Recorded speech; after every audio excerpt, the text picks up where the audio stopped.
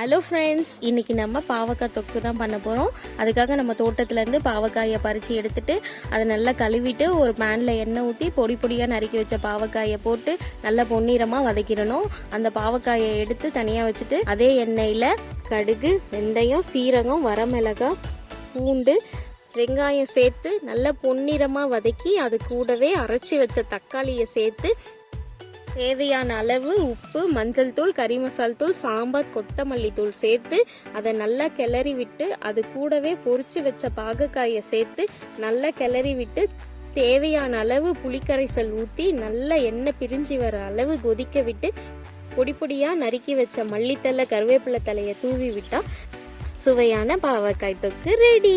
சாப்பிடலாம் வாங்க. சின்ன சேனலு எதா இருந்தாலும் அது கொஞ்சம் ஆதரவு கொடுங்க. உங்க பொண்ணான கையை கொண்டு அந்த பெல்லில தட்டிடுங்க.